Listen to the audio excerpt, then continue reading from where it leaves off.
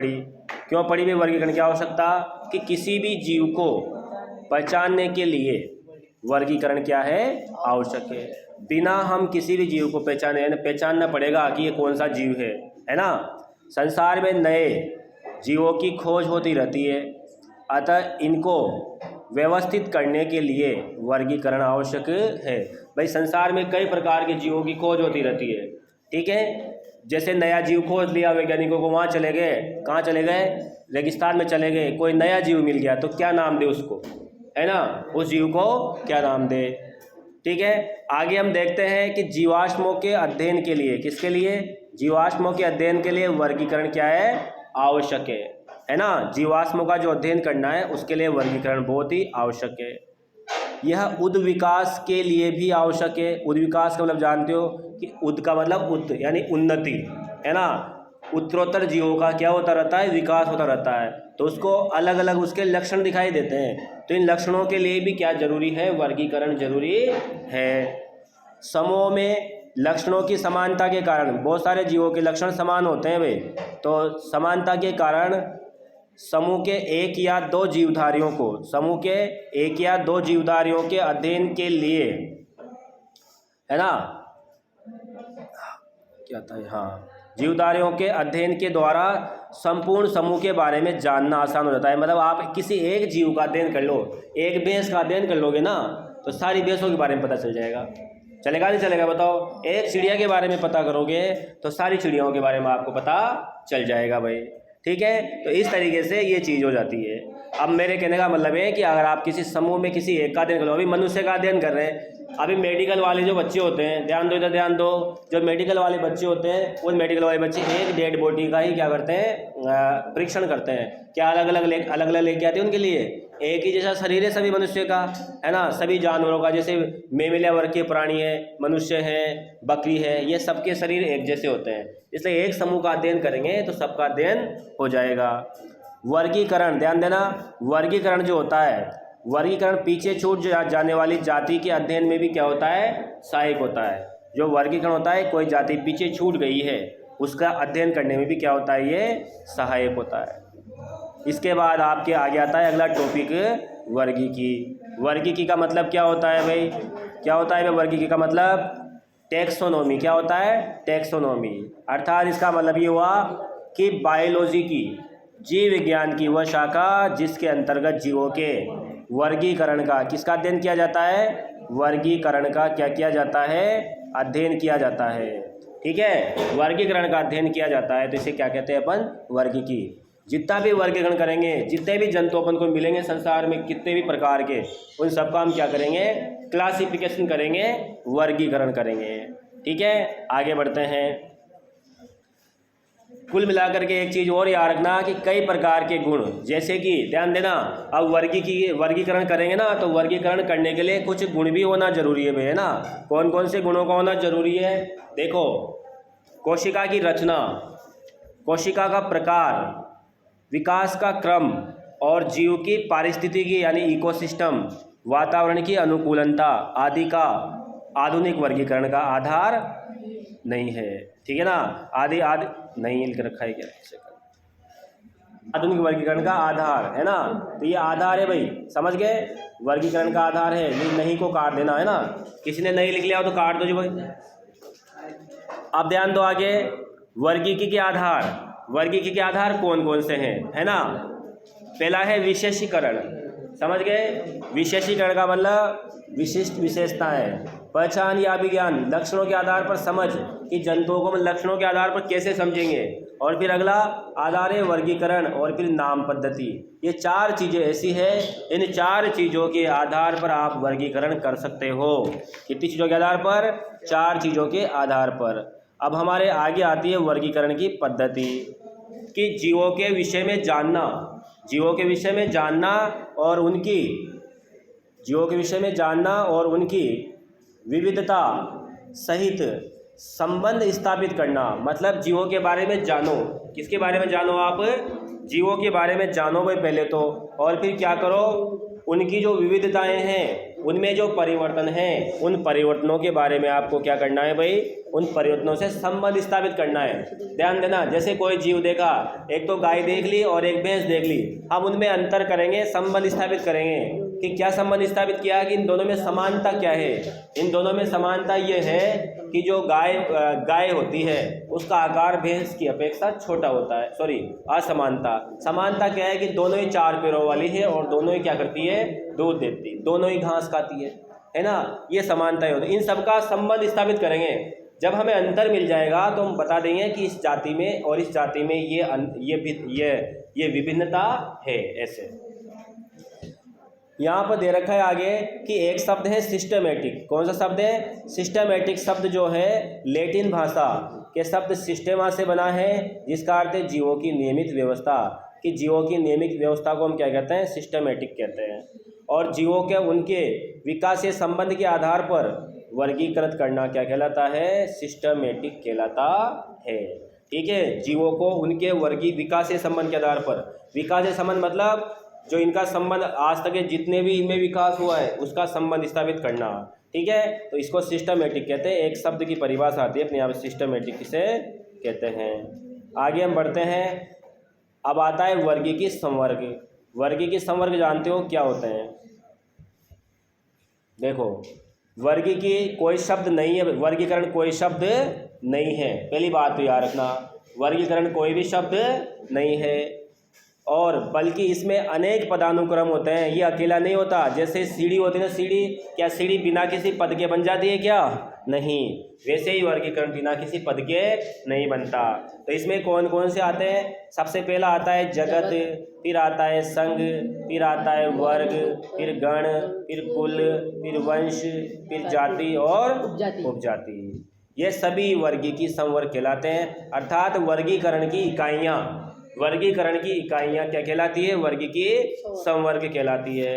इस प्रकार से वर्गीकी संवर्ग हो गया। तो सबसे पहले आपको एक चार्ट बन रखा है इसमें, तो देखना इसमें क्या होता है कि जैसे जैसे है ना, जैसे जैसे क्या होता है कि हम जगत से जाति की तरफ जाते हैं, उच्च वर्ग से, उच्च वर्गीकरण से निम्न वर्गीकरण की ओर जाते हैं, तो विशेषताएं क्या होती है? घटती है ना। विशेषताएं क्या होती है? घटती है। और जब हम जाति से किसी प्राणी से ऊपर की ओर जाते हैं तो विशेषताएं बढ़ती है। कैसे? देखो, सबसे पहला संवर्ग है जगत। जगत के बाद क्या बनेगा भाई? आपके संघ, फिर बनेगा वर्ग, फिर गण, कुल, वंश, जाति, उपजाति। एक एक करके सभी वर्गीकी संवर्गों को पढ़ते हैं अपन। एक एक करके सभी वर्गीकी संवर्गों को अपन बताएगा। जाति, जाति क्या है भाई? जाति के बारे में समझना कि वर्गीकरण की सबसे छोटी इकाई, इसको अंडरलाइन करना सभी, वर्गीकरण की सबसे छोटी इकाई क्या कहलाती है? जाति कहलाती है। वर्गीकरण की सबसे छोटी इकाई क्या कहलाती है? जाति कहलाती है। ठीक है, छोटी इकाई क्या कहलाएगी? जाति। ठीक है, अब इसको कैसे बोलेंगे? ये जाति है। एक शब्द आता है यहाँ पर, जाति की संकल्पना। कौन सा शब्द आता है? जाति की संकल्पना।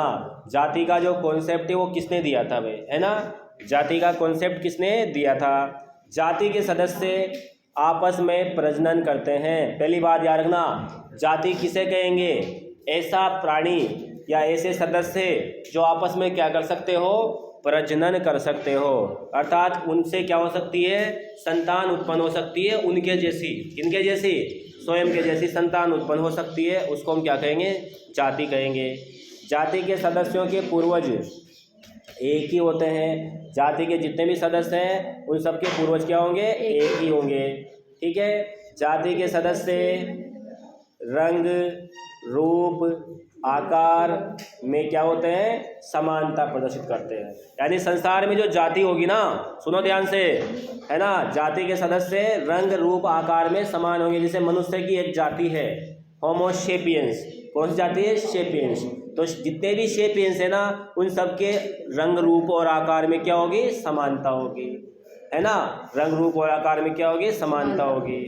उसके बाद क्या होगा?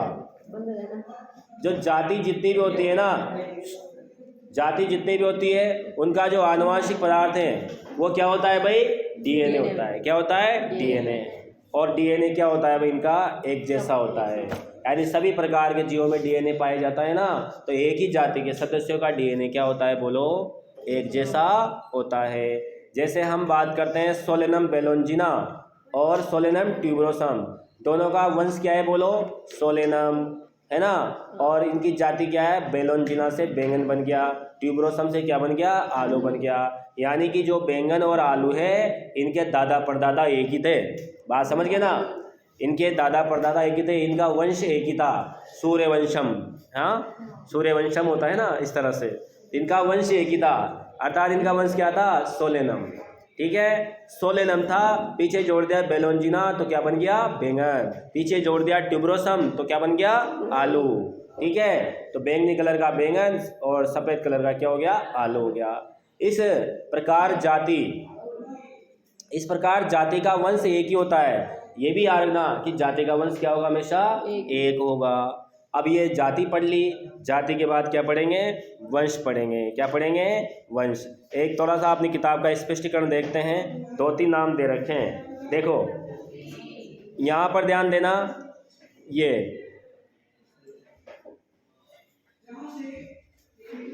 हाँ ठीक है, चलो वंश के बारे में पढ़ते हैं। वंश क्या है? वंश देखिए कि निकटवर्ती जातियों के, क्या याद करना है? निकटवर्ती जातियों को एक ही वंश में रखा गया है। निकटवर्ती जातियों को एक ही वंश में रखा गया है। निकटवर्ती जातियाँ समझते हो ना? निकटवर्ती जातियाँ मतलब कौन कौन सी है?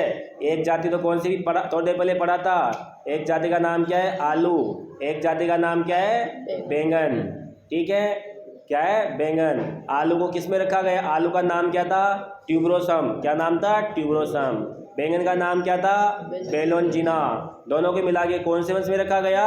सोलेनेसी में। तो सोलेनेसी में रखा गया, मतलब क्या हुआ कि वंश किसे कहेंगे? अरे वंश किसे कहेंगे?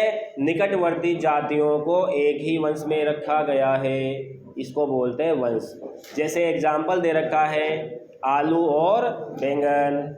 आलू और बैंगन को सोलेनम वंश में रखा गया है। शेर व चीते, टाइगर को, है ना, शेर व चीते को, एक टाइगर भी दे रखा है, इसको किस में रखा गया है? पैंथेरा वंश में रखा गया है। किस में रखा गया है? पैंथेरा में। ठीक है, जैसे शेर होता है पैंथेरा लियो, चीता होता है पैंथेरा पार्डस। क्या होता है? चीते का नाम है पैंथेरा पार्डस और पैंथेरा टिग्रिस, है ना। तो इस तरीके से इनके गुण क्या होते हैं? समान होते हैं। ये सब पैंथर में रखते हैं, ठीक है ना। तो इस तरीके से ही हो गया। हाँ, इसके बाद हम पढ़ते हैं कुल को। किसको पढ़ते हैं? कुल को, कुल या फैमिली को।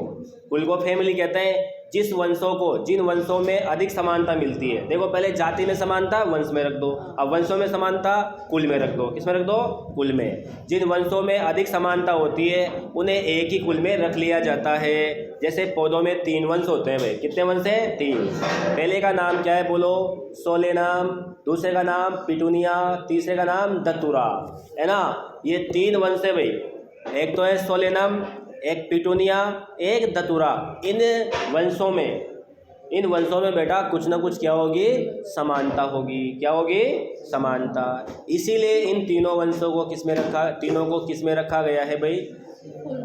सोलेनेसी कुल में, है ना। ध्यान देना, 3 वंश हैं, सोलेनेसी लगे, सोलेनम अलगे, सोलेनेसी लगे।